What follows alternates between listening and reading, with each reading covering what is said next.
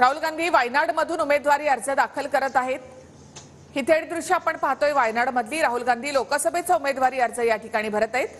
प्रियांका गांधी या सुद्धा राहुल गांधी यांच्या सोबत वायनाड मतदारसंघातून राहुल गांधी आपला उमेदवारी अर्ज दाखल करत आहेत। 2019 मध्ये सुद्धा वायनाडमधूनच राहुल गांधी हे खासदार बनले होते। त्यानंतर मोठी रॅली काढत राहुल गांधी आज आपला उमेदवारी अर्ज दाखल करतायत। केरळच्या वायनाडमधून पुन्हा एकदा राहुल गांधी उमेदवारी अर्ज दाखल करतायत। वायनाडमध्ये मोठी रॅली काढत राहुल गांधींनी इथे शक्ती प्रदर्शन केलेलं आहे। थेट माहितीसाठी जाऊयात आमचे प्रतिनिधी संदीप राजगोळकर यांच्याकडे। संदीप, राहुल गांधी लोकसभेचा उमेदवारी अर्ज भरतायत।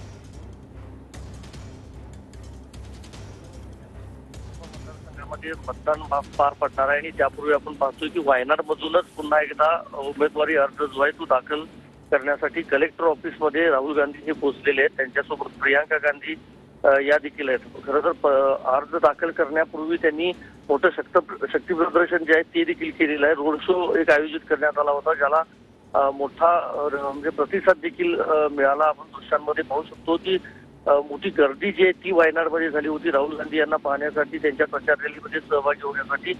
थोड्याच वेळात ते आता अर्ज दाखल करतील। महत्वाचं हेच आहे की शक्ती प्रदर्शन पुन्हा एकदा करण्यात आलेलं आहे आणि दुसरीकडे राहुल गांधी यांच्या विरोधात 2 उमेदवार आता निवडणुकीच्या रिंगणात असणार आहेत। भाजपकडून देखील तिथे उमेदवार जो आहे तो देण्यात आला आणि सीपीआय कडून देखील देण्यात आला। सीपीआय कडून खरं तर आज अर्ज दाखल देखील करण्यात आला। अॅनी राजा यांनी त्या ठिकाणी अर्ज दाखल केला। त्यामुळे वायनाडमध्ये तिरंगी लढत होणार आहे, पण सुरक्षित मतदारसंघ म्हणून राहुल गांधी यांच्यासाठी वायनाड हा मतदारसंघ समजला जातो। त्यामुळं केरळमधल्या वायनाडमधूनच पुन्हा एकदा काही आता निकालानंतर तर स्पष्ट होईलच, मात्र त्यांच्यासोबत काँग्रेसचे इतर जे पदाधिकारी आहेत ते देखील आहेत। मात्र सोनिया गांधी या उपस्थित नाहीत। सध्या गांधी घराण्यातलं जर चित्र पाहिलं तर सोनिया गांधी या राजस्थानमधून राज्यसभेवर गेलेले आहेत, म्हणजे राजस्थान राज्याच्या कोट्यामधून। तर दुसरीकडे प्रियांका गांधी लोकसभा निवडणूक लढवणार नाहीत देखील। त्यामुळे फक्त राहुल गांधी यांच्या उमेदवारीकडे किंवा त्यांच्या प्रचाराकडेच आता काँग्रेसचं लक्ष असणार आहे। प्रामुख्यानं देशभरातल्या काँग्रेस कार्यकर्त्यांचं देखील लक्ष असणार आहे। त्यामुळे 26 एप्रिलला जे आता मतदान होईल त्यामध्ये तिरंगी लढतीमध्ये कोण बाजी मारेल हे बघावं लागेल। पण काँग्रेसकडून अनेक मतदारसंघांची चाचपणी देखील करण्यात आली होती। कर्नाटक किंवा तेलंगणामध्ये राहुल गांधी निवडणुकीत उतरतील अशी एक चर्चा राजकीय वर्तुळामध्ये होती, पण अखेर वायनाडमधूनच त्यांनी अर्ज भरायचं ठरवलं आणि आता आपण पाहतोय की जो उमेदवारी अर्ज आहे त्याच्यावर शेवटची स्वाक्षरी जी आहे ती राहुल गांधी यांच्याकडून केली जाते। प्रियांका गांधी देखील त्यांच्यासोबत आहेत। त्यामुळं जरी सोनिया गांधी या नसल्या तरी प्रियांका गांधी यांच्या उपस्थितीमध्ये त्यांनी उमेदवारी अर्ज दाखल करण्याची प्रक्रिया ती सध्या सुरू आहे। निखिला, नक्कीच। आणि थेट दृश्य आपण या ठिकाणी पाहतोय। संदीप, राहुल गांधी वायनाडमधून आपला उमेदवारी अर्ज दाखल करतायत। स्वतः प्रियांका गांधी हा सुद्धा त्यांच्या सोबत या ठिकाणी आहेत।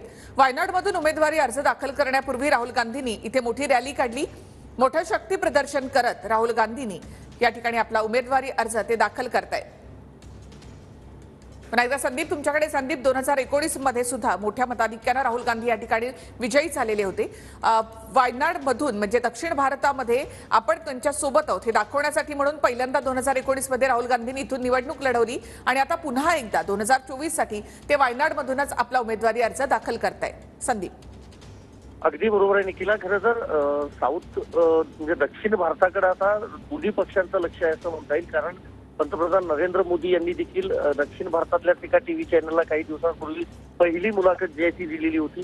त्यामुळे राहुल गांधी यांचं वर्चस्व ज्या भागामध्ये आहे किंवा ज्या राज्यामध्ये आहे त्या ठिकाणी भाजपनं केंद्रस्थानी मानायला त्या ठिकाणी सुरुवात केली। आता राहुल गांधी उठलेले आहेत। डिस्ट्रिक्ट मॅजिस्ट्रेट जे आहेत म्हणजे जिल्हाधिकारी जे आहेत त्यांच्याकडे आता उमेदवारी अर्ज जो आहे तो सुपूर्द केला जातोय।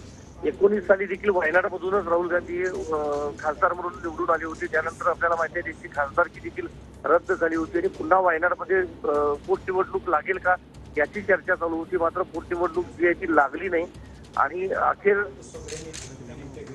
निवडणुकीसाठी राहुल गांधी हे तिथून उमेदवारी अर्ज दाखल करतायत। प्रसारमाध्यमांची देखील गर्दी आहे। आणि त्यांनी जे प्रतिज्ञापत्र आहे ते देखील त्या ठिकाणी सादर केलं आहे. उमेदवारी अर्ज जो आहे तो देखील जिल्हाधिकाऱ्यांच्याकडे सादर केला आहे आणि आता ते पुन्हा एकदा उमेदवारी अर्जावरची स्वाक्षरी आहे. कारण त्या सगळ्या अधिकाऱ्यांच्या उपस्थितीमध्ये खरं तर ही स्वाक्षरी करावी लागते. त्यानुसार राहुल गांधी ही स्वाक्षरी करतायत.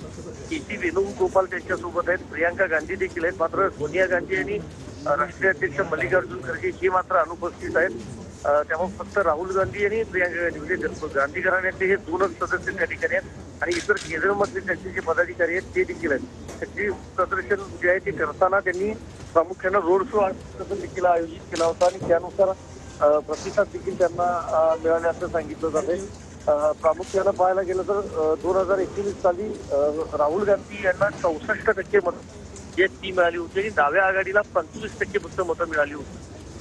तर 2014ला डाव्या आघाडीला 38% आणि काँग्रेसला 41% मतं होती. म्हणजे 14च्या तुलनेत 19 साली मतांची जी टक्केवारी आहे काँग्रेसचा जो कल आहे तो वाढलेला होता. त्यामुळे आता 24 साली ही टक्केवारी 64% जी गेल्या वर्षी होती म्हणजे 64% मतं त्यातली ती राहुल गांधी यांना मिळाली होती. तेव्हा आता 2024च्या निवडणुकीमध्ये राहुल गांधी किती मतं खेचून आणतात याकडे लक्ष असेल. नक्की संदीप. आणि थेट दृश्य आपण पाहतो, राहुल गांधींनी लोकसभेचा आपला उमेदवारी अर्ज वायनाडमधून दाखल केलेला आहे. थेट दृश्य आहेत ही वायनाडमधली. उत्तर केरळ या परिसरामधला वायनाड हा मतदारसंघ 2009 मध्ये या मतदारसंघाची पुनर्रचना झाल्यानंतर हा मतदारसंघ अस्तित्वात आलेला आहे. त्यानंतर 2019ला राहुल गांधींनी या ठिकाणी निवडणूक लढवली. कोझिकोड, मल्लापुरम आणि वायनाड असे 3 जिल्हे या मतदारसंघामध्ये येतात. काँग्रेस आणि डावे अशी लढाई यामध्ये होत असते. पुन्हा एकदा तशीच लढत या ठिकाणी होणार आहे. राहुल गांधी किती मताधिक्य या ठिकाणी घेतात हे पाहणं महत्त्वाचं ठरेल. मात्र गेल्या काही वर्षात राहुल गांधींनी चांगलं म्हणजे काँग्रेसने या ठिकाणी आपलं वर्चस्व प्रस्थापित केलेलं आहे. स्वतः राहुल गांधींनी या ठिकाणी निवडणूक लढवल्यानंतर काँग्रेसचं प्राबल्य या भागामध्ये आहे. दक्षिण भारताचा पाया भक्कम करण्यासाठी म्हणून आपण वायनाडमधून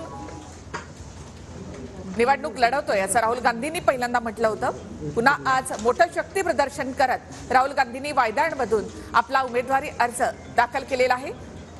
काँग्रेसचं जोरदार शक्ती प्रदर्शन. पुन्हा एकदा आता 2024 मध्ये काँग्रेस विरुद्ध डावे अशी लढत या ठिकाणी रंगणार आहे.